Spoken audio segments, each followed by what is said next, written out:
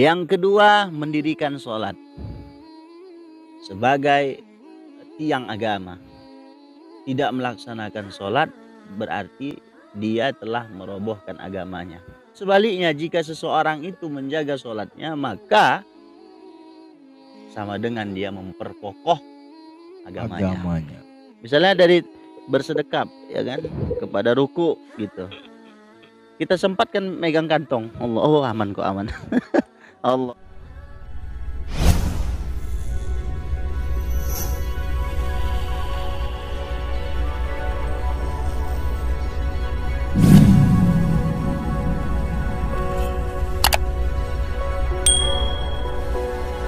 Assalamualaikum warahmatullahi wabarakatuh. Waalaikumsalam warahmatullahi wabarakatuh. Alhamdulillah wassalatu wassalamu ala rasulillah. Oke, teman-temanku sekalian, kembali di channel Sajali Sinaga. Pada kesempatan malam ini kita seperti biasa ngobrol malam. Ya, oke teman-teman ya. Belakangan ini mungkin teman-teman bertanya, kok ngobrol ini lama ya? Ya biasalah, karena Ustadz kita ini banyak kesibukan ya kan, apalagi kalau bidadari tak bersayapnya berada di sini pulang kampung. Nah, kebetulan Ustadz nih bisa hadir di sini ya kan, dan saya pun begitu juga, agak sedikit sibuk ya merancang film ya kan Ustadz ya, film kita tuh. Insyaallah bakal rilis ya secepatnya ini ya kan. Jangan lupa syukuran makan-makan. Syukuran Ya, makan. buat nasi urap. Biasanya kan gitu. Iya, oke teman-teman ya. Pada kesempatan malam ini kita akan bahas tentang pondasi agama. Iya. Kalau pondasi ini seperti dasar bangunan ya, pondasi bangunan. Maka kalau dia kuat, maka kuat bangunannya. Nah, yang dimaksud dengan pondasi agama adalah sholat adalah tiang agama. Ya, jadi sholat adalah tiang agama. Barang siapa yang menjaga sholat, maka dia mengokohkan agamanya. Dan barang siapa yang meninggalkan sholat, maka dia telah merobohkan agamanya. Oke, kebetulan sekali Ustadz kita akan menjelaskan makna sholat, ya kan, apa hukumnya dan bagaimana syaratnya. Nah, insyaallah, tafadhol Ustadz. Assalamualaikum warahmatullahi wabarakatuh. Waalaikumsalam warahmatullahi wabarakatuh. Alhamdulillahi rabbil alamin. Puji syukur senantiasa kita ucapkan kepada Allah Subhanahu wa ta'ala. Salawat dan salam kita sampaikan kepada junjungan alam Nabiullah Muhammad Rasulullah sallallahu alaihi wasallam. Tiada yang kita harapkan melainkan syafaatul kubronya, Ustaz. Kita di atas dunia ini begitu banyak memiliki peraturan, Ustaz. Di dalam bernegara misalnya, kita mempunyai aturan. Apalagi di dalam beragama. Maka peraturan itu dibuat sejatinya bukan untuk dilanggar, tapi dilaksanakan. Apa sebenarnya tujuan peraturan ini diciptakan? Apa sebenarnya tujuan peraturan ini dibuat?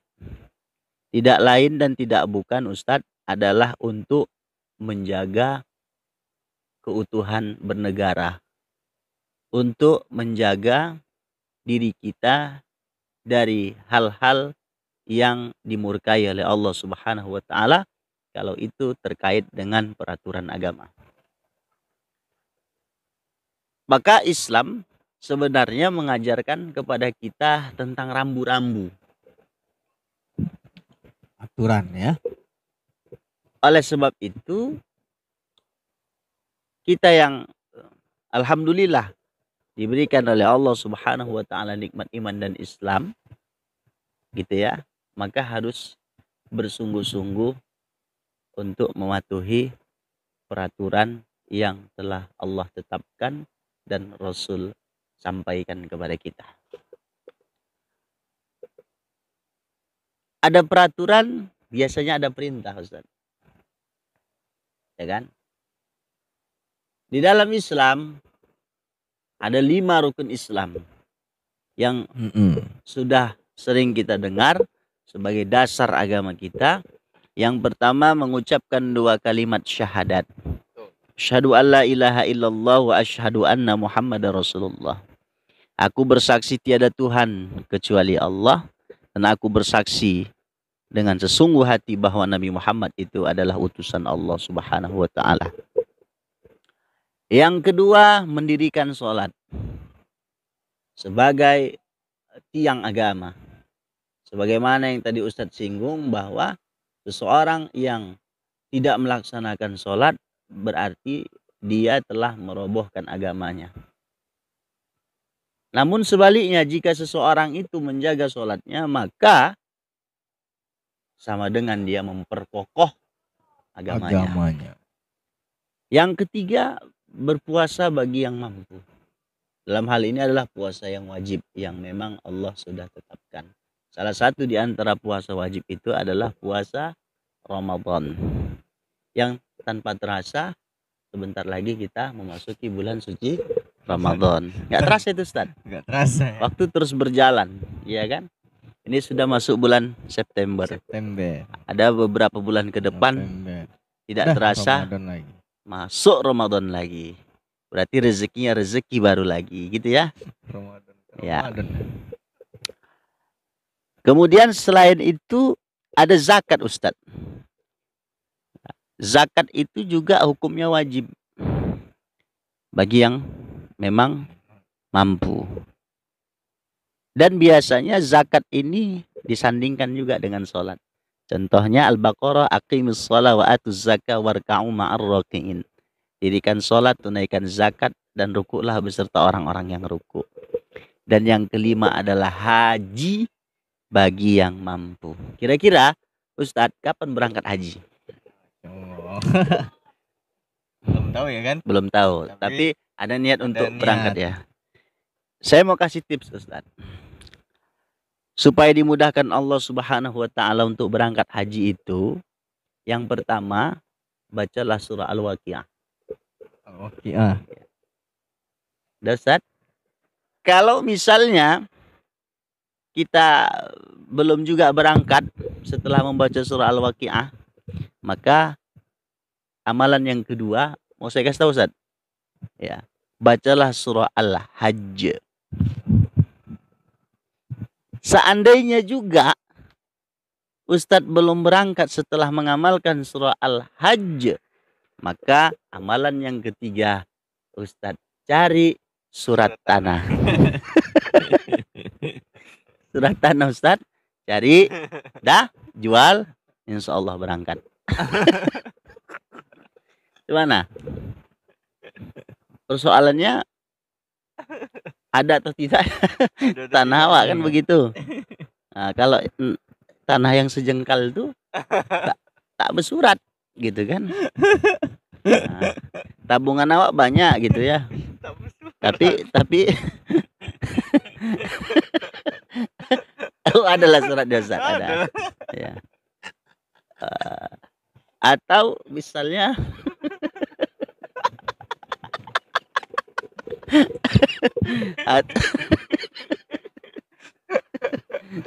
atau Pemirsa nggak tahu kan? ya, apa namanya satu lagi,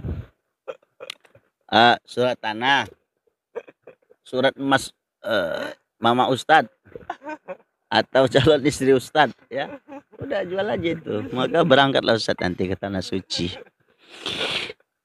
Dari 5 rukun Islam ini sebenarnya itu dirangkum di dalam sholat. Kalau mau kita analisa, syahadat misalnya ada nggak dalam sholat? Ada. Pada saat kita melakukan tasyahud awal maupun akhir. Yang kedua, sholat itu sendiri, gitu kan? Yang ketiga, puasa. Di dalam sholat juga kita diajarkan berpuasa. Sebab apa? Kalau ada orang sholat yang makan dan minum, maka batallah sholatnya. Yang ketiga zakat, Ustaz. Ustaz, kalau ini yang sering kita dapatkan ya. Ustaz misalnya sholat di masjid, Ustaz pakai selop. Apakah Ustaz dalam sholat itu lantas memikirkan selop yang di teras masjid? Tengok slopnya juga. Kalau selop swallow, biarkanlah situ ya. Kalau lu mikir kalau lu game. Tapi ketika misalnya Ustadz sholat di masjid, ya kan, kemudian meninggalkan selop di depan teras masjid, Pak Dede tadi hilang slopnya. ya. Di masjid Itu merupakan zakat dia sebenarnya. Zakat dia kepada orang yang membutuhkan. Kalau nggak butuh dia pasti nggak diambilnya, ya kan? Karena dia merasa butuh itu selop, maka diambilnya. Nah itu terhitung zakat dia lah itu, kan gitu. Tapi sering kita dengar gitu, Ustaz ya. Kok kelengan kereta zakat dia tuh di masjid? Ya, Wih, zakat dia, gitu kan, Ustaz. Ada itu kan sebuah kalimat yang menginspirasi. Kalaulah hari ini kita kehilangan sendal di masjid misalnya, maka itu lebih baik daripada sendal kita nggak pernah terlihat di masjid gitu kan. Berarti nggak pernah sholat gitu kan. yang enaknya dia pakai swallow pulang pakai lulu gitu. Oh, ya. Ya, rezeki kan sudah Allah tetapkan ya. Rezeki itu namanya. Iya. Udah di settingnya. Rezeki bagi yang ngambil. Iya. Kemudian haji. Kita sholat itu menghadap kiblat. Kiblat itu letaknya di mana? Ka'bah ya. Ya di Ka'bah. Ka'bah itu di mana? Tempatnya di mana? Hah? Tempatnya di mana Ka'bah itu? Di Mekah. Iya. Ka'bah Mekah. Itu secara tidak langsung ternyata Menghadap kiblat. ya, maksudnya gini, secara tidak langsung 5 rukun Islam itu kemudian ada pada sholat, maka sholat itu dijadikan sebagai tiangnya agama, gitu. Apa landasan sholat itu? Aqimis sholat, inna sholata tanha 'anil fahsyah wal munkar. Al-Ankabut ayat 45. Dirikan sholat, sesungguhnya sholat itu mencegah perbuatan keji dan mungkar, gitu Ustaz ya. Kalau hari ini kita sholat lantas kita belum tercegah dari perbuatan keji dan mungkar, maka perbaiki dulu. Perbaiki saja sholatnya. Kita perbaiki. Mungkin ada yang salah dalam sholat kita. Dan biasanya di dalam sholat itu Ustaz, banyak sekali tantangan-tantangan yang harus kita hadapi.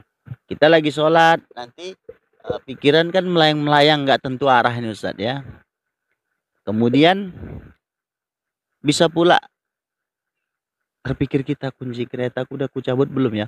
Begitu pergantian rukun, kita sambil meriksa ini Ustaz. Misalnya dari bersedekap ya kan kepada ruku gitu. Kita sempatkan megang kantong. Oh aman kok, aman. Allahu Akbar katanya juga. Nah, itu harus hati-hati ya kan. Jangan lakukan itu. Yang parah sesak beri. Iya, itu salah sendiri Ustaz. Kalau sesak boker itu salah sendiri gitu kan. Salah sendiri. Iyalah. Dari awalnya nggak kebelet, tiba sholat kebelet. Tuh. Ini yang menarik Ustaz. Ini yang menarik Ustaz. Nah, ini yang menarik. Kenapa? Dalam sholat itu setan yang bernama khinzib ya sedang menggoda kita supaya kita tidak khusyuk dalam sholat. Jadi job desknya itu adalah memang mengganggu orang sholat, khinzib ini tadi. Dia akan lupakan kita berapa bilangan rakaat yang sudah kita laksanakan. Dia yang membuat hati kita menjadi ragu, tadi buang angin enggak ya. Itu kerjaan khinzib. Jadi memang pada dasarnya ketika kita sholat itu banyak gangguan, termasuk yang Ustaz bilang tadi di awal tadi, nggak sebelum sholat kita nggak sesak buang hajat gitu, tiba-tiba pas sholat Allahu Akbar, mulesnya luar biasa, ya kan? Udah sholat kita setengah jalan mules lagi, ada yang begitu. Itulah godaan khinzib, Ustaz. Maka janganlah sampai kemudian kita meninggalkan sholat hanya gara-gara urusan duniawi yang sifatnya sementara. Karena sholat itu harus menjadi kebutuhan, bukan kewajiban. Makom yang paling tinggi itu adalah kebutuhan, Ustaz. Karena pada dasarnya kalau orang nggak makan, misalnya satu hari itu 3 kali makan gitu ya, salah satu dari 3 itu dia nggak makan gitu, pasti dia merasa gelisah, gundah gulana, ada yang kurang gitu kan. Sama halnya harusnya tingkatan sholat itu sebagai kebutuhan. Artinya apa? Ketika kita meninggalkannya macam ada yang kurang, Ustaz. Apa ya. Nah, gitu, kecarian kita. Nah, jadi jadikanlah sholat itu sebagai kebutuhan supaya mendarah daging gitu, Ustaz. Itu. Iya, jadi itu dia teman-teman. Lantas sholat itu harus wajib, ya. Memang wajib, ya kan? Dikerjakan, ya kan? 5 waktu, ya kan? Sehari dan semalam. Jadi teman-teman sekalian, nah jadi timbul pertanyaan Ustadz, ini gimana cara nyikapin nih? Mungkin kita temui ada beberapa pemahaman. Le, udah sholat? Udah, saya sholatnya di Mekah ada. Wah, kalau itu cuman ini kajian tingkat apa ini? Tingkat dewa. Dewa aja nggak kayak gitu. Terus, wah udah sholat Jumat. Wah udah, sholat Jumat di Mekah aku tadi gitu ya. Mak, ini gawat nih kan. Terus ada lagi kita dengar, wah udah sholat. Sholat itu cukup niat aja, ya kan. Kalau kita sholat itu, oh ya aku sedang sholat. Udah katanya. Ini gimana ini? Jadi pemahaman yang seperti itu menurut penilaian saya pribadi ya, yang awam ini Ustadz, sudah pasti itu pemahaman yang salah. Secara kaidah, secara syariat, sholat itu harus dibuktikan dari perbuatan. Karena definisi sholat secara istilah ya adalah rangkaian perbuatan yang terdiri dari ucapan, gerakan gitu ya Ustaz, yang dimulai dari takbiratul ihram, salam ya, diakhiri dengan salam, dimulai dari suratul Fatihah gitu ya. Saya ulang, sholat itu adalah merupakan rangkaian beberapa kegiatan, termasuk di dalamnya ucapan, atau bahasa sederhananya sholat itu adalah rangkaian atas perbuatan ucapan ya kan, yang dimulai dari takbiratul ihram kemudian diakhiri dengan salam. Secara bahasa sholat itu adalah doa. Maka ada orang punya paham yang berbeda, misalnya kita sebut saja paham eling.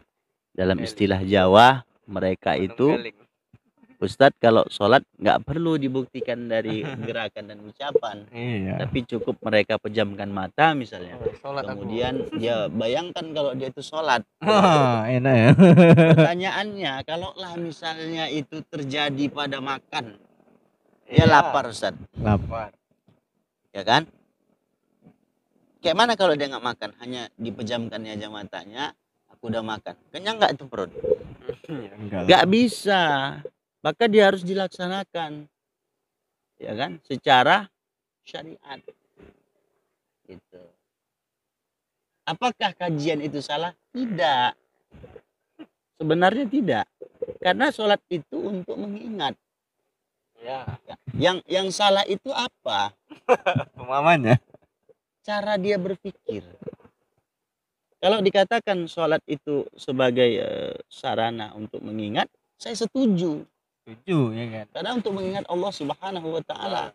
Tapi janganlah kemudian diambil jalan pintas kepada orang-orang yang mempunyai paham seperti itu, ya kan? Kita nggak tahu latar belakangnya apa, terus dia bilang kalau mau sholat itu cukup pejamkan mata dan ingat, udah sholat. Udah sholat. Dia kaji dari mana dulu, syariat kah? Atau hakikat gitu, Iya. ya kan? Nah, kalau antara hakikat dengan syariat ternyata tidak seiring sejalan, inilah yang salah. Sama seperti makan tadi, kalau lapar ya makan. Bukan hanya sekedar diingat saya kita makan. Sampai hari kiamat pun kita nggak kenyang-kenyang. Justru malah membuat kita mati konyol, mati Lampu, kelaparan. Lampu. Nggak bisa, Ustaz. Nah, sebenarnya kalau bicara dinamika yang terjadi dalam sholat ini banyak, Ustaz. Bagaimana cara menggapai sholat yang khusyuk, ya kan? Bagaimana cara sholat yang benar sesuai dengan tuntunan Nabi, shollu kama ra'aituni usolli. Sholatlah kamu sebagaimana kamu melihat aku sholat, kata Nabi. Sementara hari ini kita nggak pernah jumpa sama Nabi. Bagaimana kita mau tahu secara detail, ya kan? Sholatnya Nabi itu seperti apa? Ya.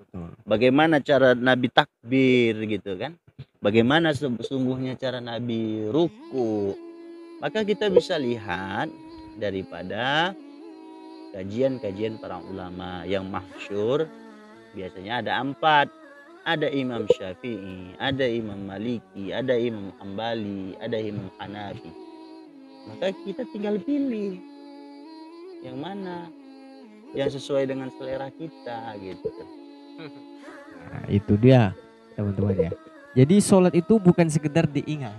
Memang mengingat, sholat itu mengingat Allah Subhanahu Wa Taala. Tapi cukup sampai di situ? Tidak, harus dibuktikan dengan anggota badan, yaitu perbuatan, ya kan? Jadi kita buktikan lah, ya kalau kita ini sebagai hamba Allah, ya yang mentaati perintahnya dan menjauhi larangannya.